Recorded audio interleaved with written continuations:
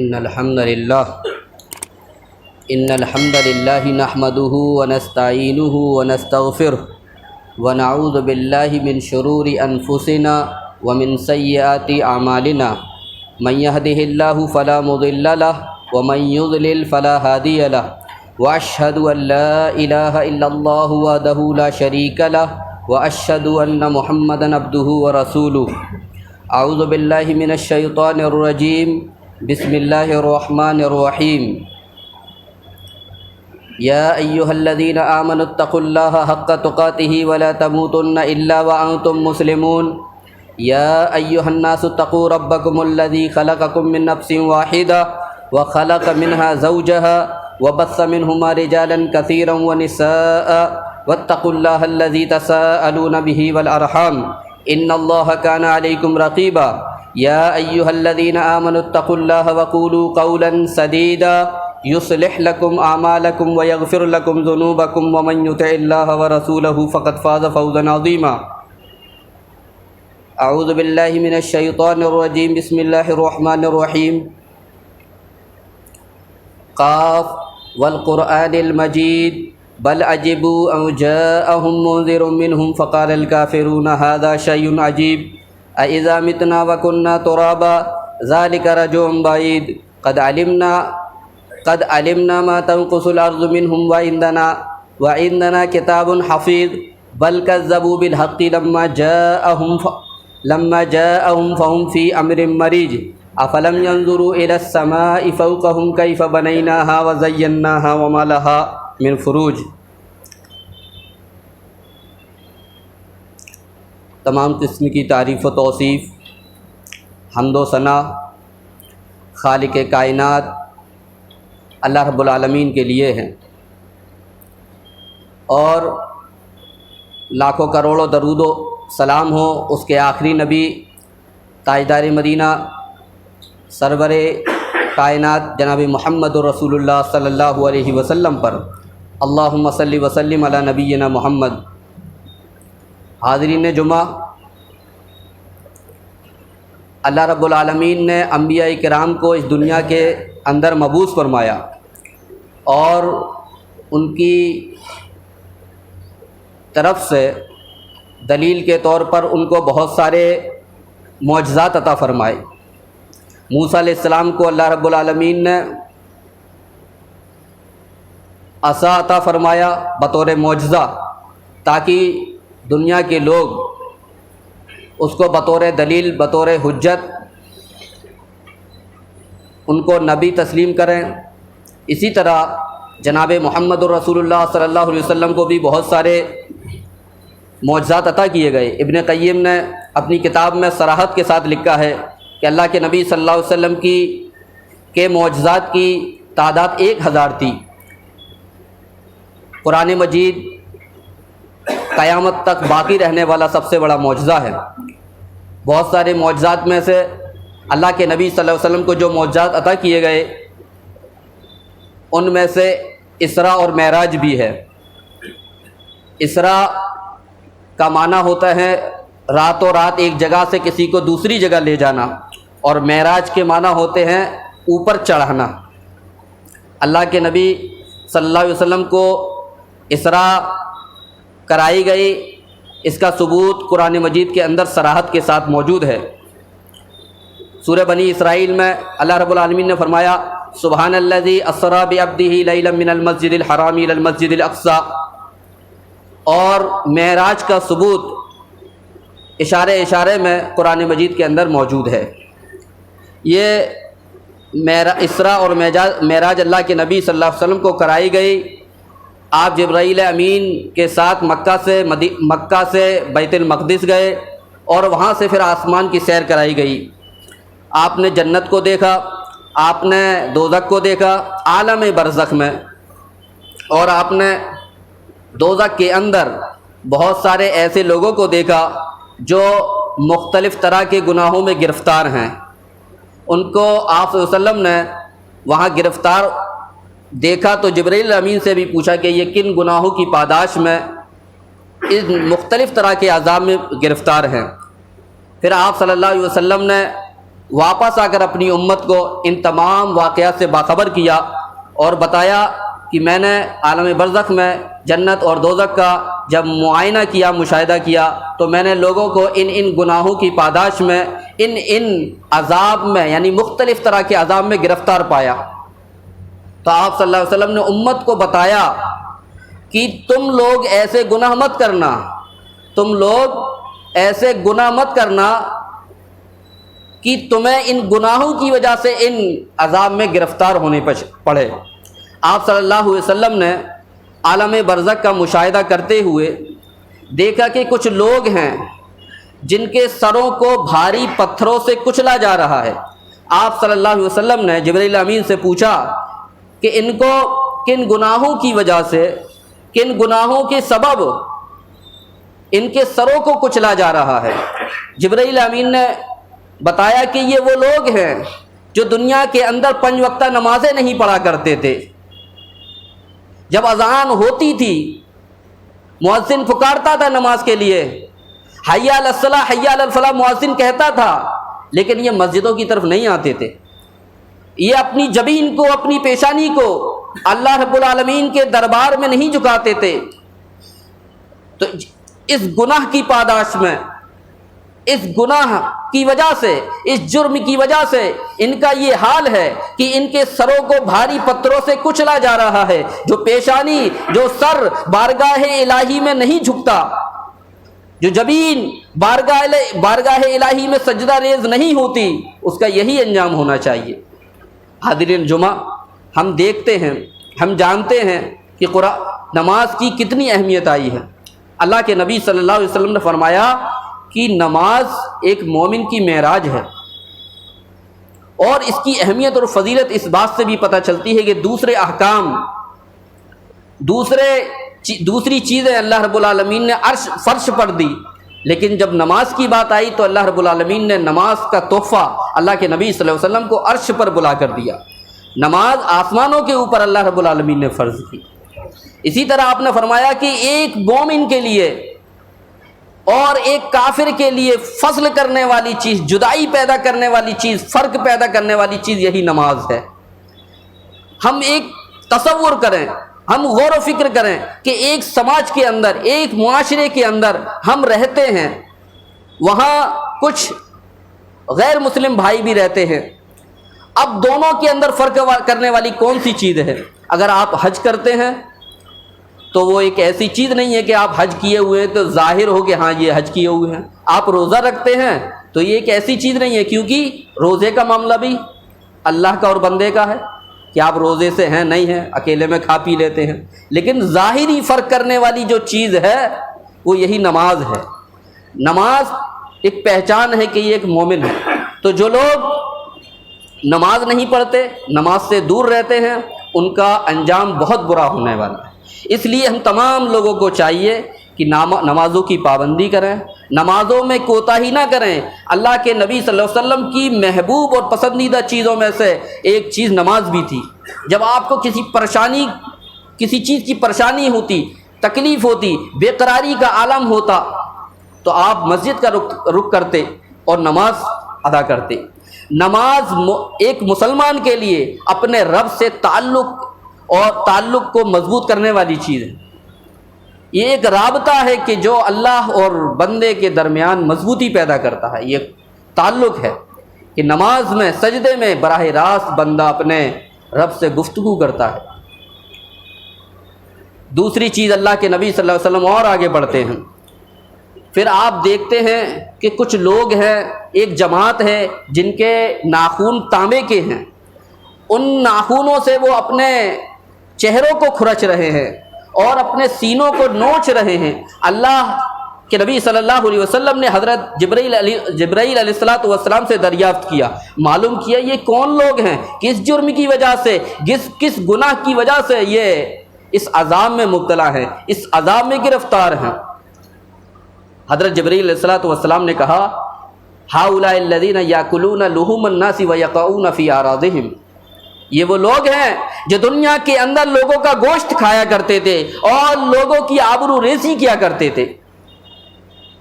یعنی یہ دوسروں کی غیبت کیا کرتے تھے، چغلی کیا کرتے تھے دنیا کے اندر، قرآن و حدیث کے مطالعے سے پتہ چلتا ہے، اسلامی تعلیمات پر غور کرنے سے، ایک طائرانہ نظر ڈالنے سے پتہ چلتا ہے کہ غیبت کتنا شدید بڑا جرم ہے۔ اللہ کے نبی صلی اللہ علیہ وسلم نے فرمایا الغیبۃ اشد من الزنا، زنا سے زیادہ سخت ترین جرم ہے یہ۔ قرآن مجید کے اندر بالکل صراحت کے ساتھ، بالکل وضاحت کے ساتھ فرما دیا گیا ہے کہ جو شخص غیبت کرتا ہے وہ اپنے بھائی کا، اپنے مردہ بھائی کا گوشت کھاتا ہے۔ اسی طرح اس کی شناعت اور اس کی قباحت، غیبت کی شناعت اور قباحت اس بات سے پتہ چلتی ہے کہ یہ زنا سے زیادہ سخت ترین جرم ہے۔ اس سے معاشرے کے اندر پھوٹ پیدا ہوتی ہے، اخوت اور بھائی چارگی کا جو شیرازہ ہے وہ بکھر کر رہ جاتا ہے، مسلمانوں کے اندر جو اتحاد و اتفاق ہونا چاہیے وہ اس سے ٹوٹ جاتا ہے، ختم ہو جاتا ہے۔ لیکن بہت بڑا المیہ ہے، یہ امت کا ایک بہت بڑا المیہ ہے۔ ہم جیسے لوگ جو نمازیں پڑھتے ہیں، ہم جیسے لوگ جو دین اسلام کے دعوے دار ہیں اور کتاب و سنت کے حامل بتاتے ہیں، ان چیزوں میں گرفتار ہیں۔ اللہ رب العالمین سے ہمیں دعا کرتے رہنا چاہیے کہ اللہ رب العالمین اس مہلک عادت سے اور اس گھناؤنی عادت سے ہمیں محفوظ رکھے اور ہمارے گناہوں کا اللہ رب العالمین معاف فرمائے۔ تو قیامت کے دن بروزے، یعنی اللہ کے نبی صلی اللہ علیہ وسلم نے بتایا کہ قیامت کے دن کچھ لوگ ایسے بھی ہوں گے جہنم میں جو اپنے چہروں کو نوچیں گے، کیوں؟ وہ دنیا کے اندر اپنے مردہ بھائی کا گوشت کھایا کرتے۔ اسی طرح اللہ کے نبی صلی اللہ علیہ وسلم اور آگے بڑھے تو آپ نے کچھ لوگوں کو دیکھا کہ ان کے ہونٹوں کو اور ان کی زبانوں کو کینچی سے، لوہے کی کینچی سے کاٹا جا رہا ہے۔ آپ صلی اللہ علیہ وسلم نے دریافت کیا، معلوم کیا کہ کون لوگ ہیں، کس جرم کی وجہ سے ان کے ہونٹوں کو اس طرح کاٹا جا رہا ہے اور ان کے ساتھ یہ معاملہ کیا جا رہا ہے۔ اللہ کے حضرت جبریل علیہ الصلوۃ والسلام نے فرمایا کہ یہ وہ لوگ ہیں جو دنیا کے اندر دعوت و تبلیغ کا کام کیا کرتے تھے، یہ واعظین ہیں لیکن خود عمل نہیں کیا کرتے تھے، یہ لوگوں کو نیکیوں کا حکم دیا کرتے تھے، یہ لوگوں کو نیکیوں کی طرف بلاتے تھے، یہ لوگوں کو اچھے اچھے اعمال کی ترغیب دیا کرتے تھے، لیکن خود بے عمل تھے۔ ایسے ہی لوگوں کے بارے میں قرآن مجید نے فرمایا ہے یا ایھا الذین آمنوا لم تقولون ما لا تفعلون، کہ تم ایسی بات کیوں کہتے ہو جس پر خود عمل پیرا نہیں ہو۔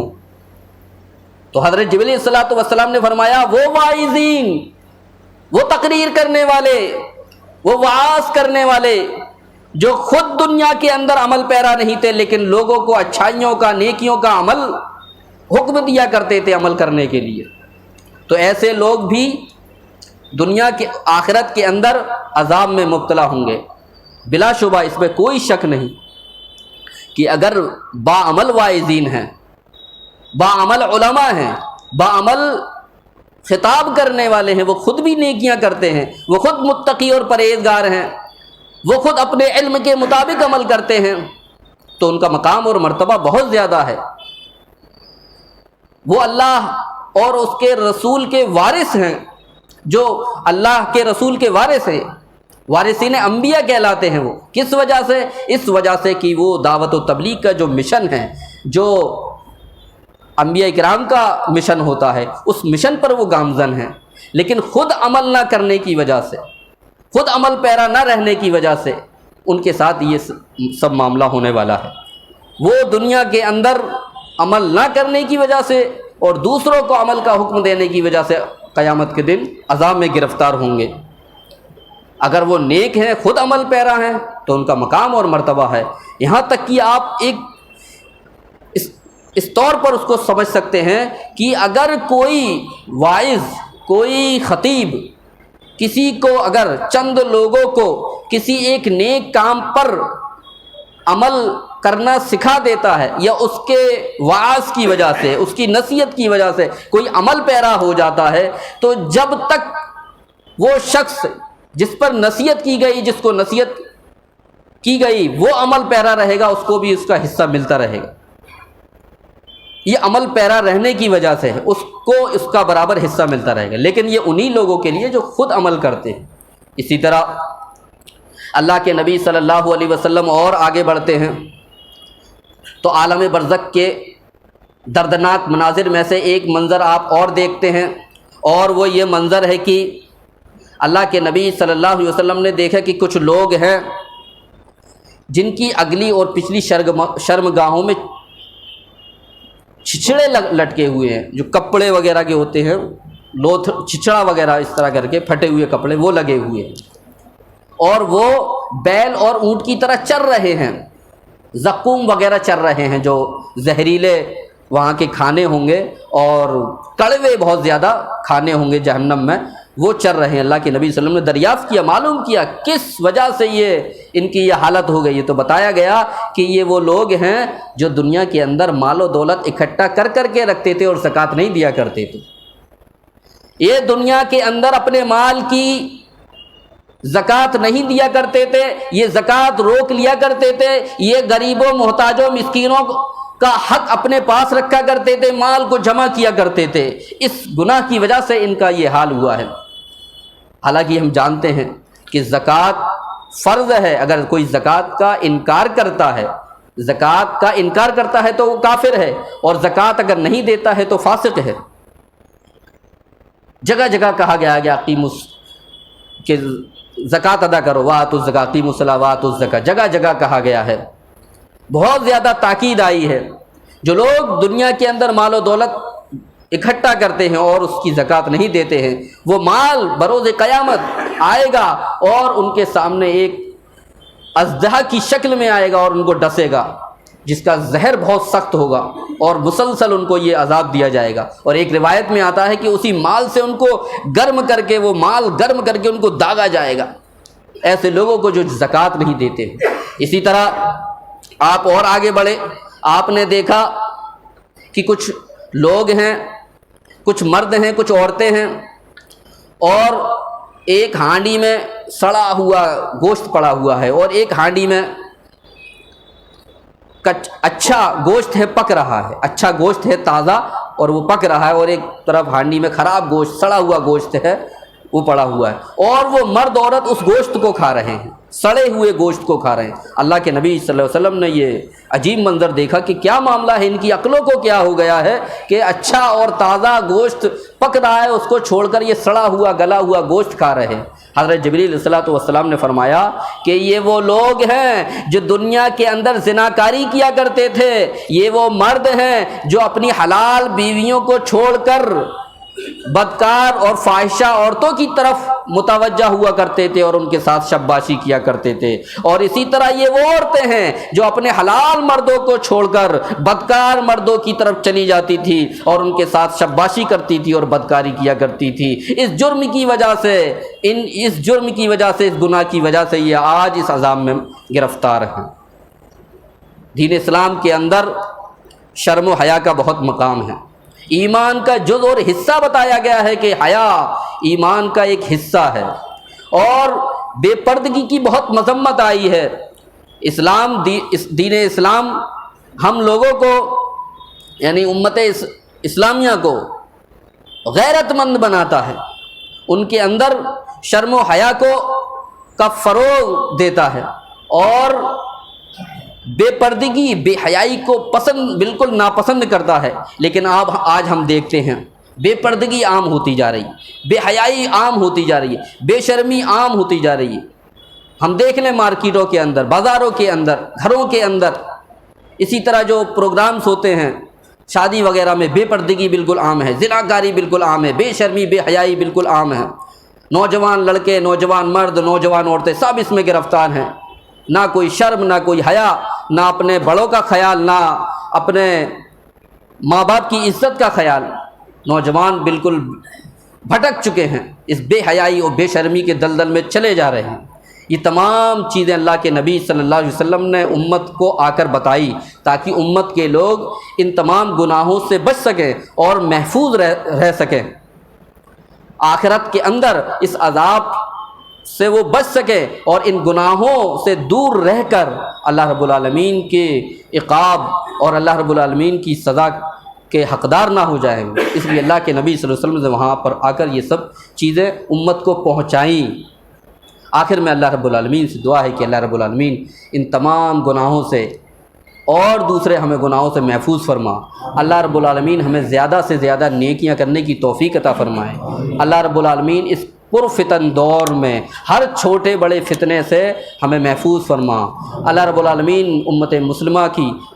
تمام تکالیف کو، پریشانیوں کو اللہ رب العالمین دور فرما۔ اے اللہ رب العالمین امت محمدیہ کے اندر اتحاد و اتفاق پیدا فرما۔